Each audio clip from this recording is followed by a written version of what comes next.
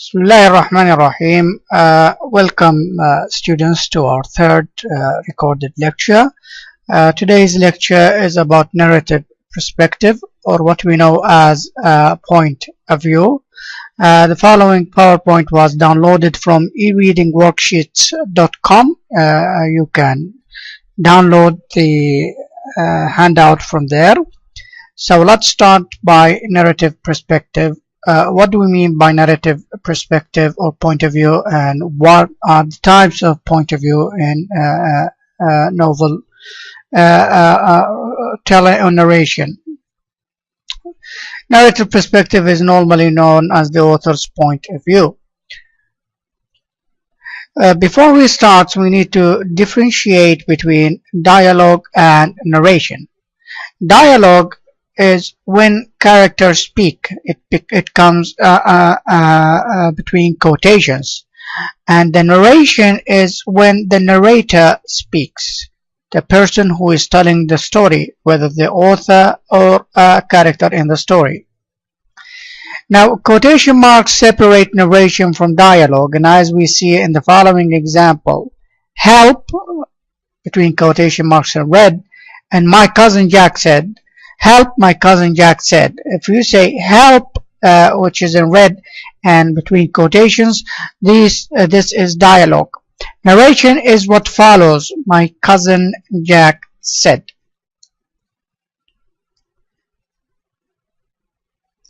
So let's start now by identifying narrative perspective. First of all, it is about the narrator, the person who tells the story.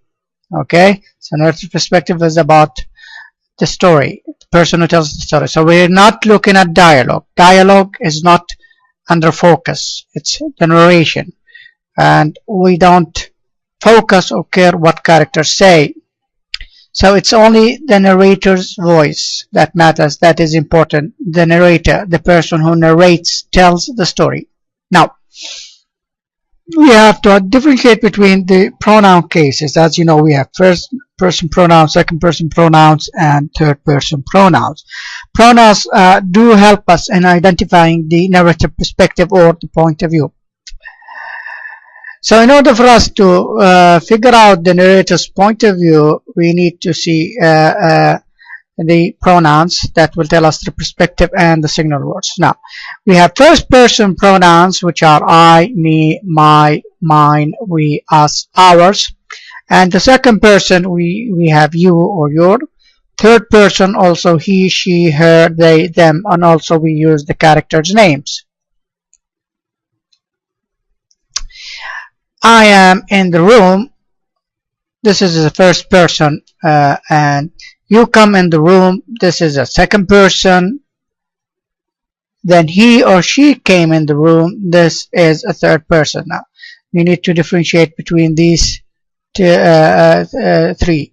Now, the first person, narrator, is part of the story. He is a character. Okay, the narrator is part of the story. He is a character. Often uses I or we. Now, example. I went home, Tim came over, I couldn't play. So the character or who is in the story is telling us what he's done. So he is narrating. So this is told from the first person narrative. Second person, usually for instructions, we uses you from your perspective.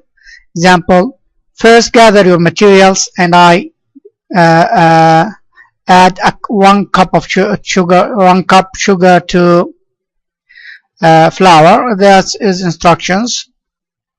The third person, which is very important here, is narrator usually isn't involved. The narrator usually is not in the story, so he could be the author or another imaginative narrator. He tells other people's stories. Lots of he, she, and characters' names. There are three types of third-person narration. First, does the narrator tell?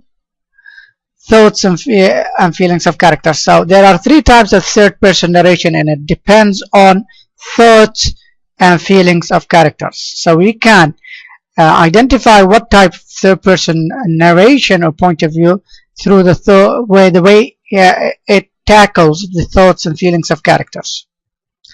We had third person omniscient. The narrator is all knowing. He knows all the thoughts and feelings of all the characters. Narrator tells thoughts and feelings of more than one character. Omni means all, scient knowing. Example, Tim was mad at Shay. He blamed her. Shay knew Tim would be mad, but she wanted to live her life. So here the character, the narrator knows that Tim is mad, and he knows that he blamed Shay, but also the narrator knows what Shay thinks and feels. Then we have the third person limited, and the narrator is limited to one character.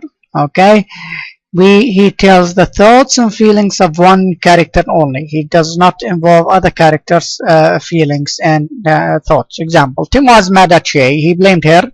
Shay just left without saying anything. She left a note and then left him.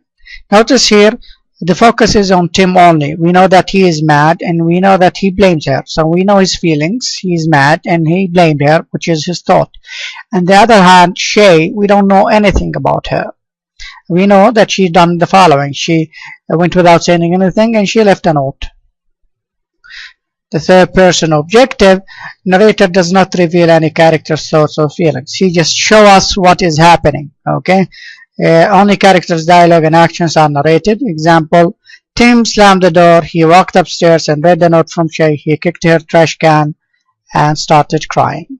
So these are the three types of third-person narration. Tips on identifying. We need first to check whether it's first, second, or third.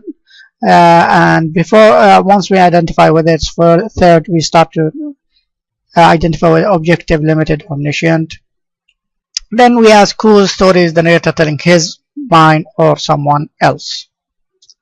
Focus on narration and not dialogue. Now we will skip the practice here. You can download it and do it later on. Thank you very much, and I hope to see you in another online lecture.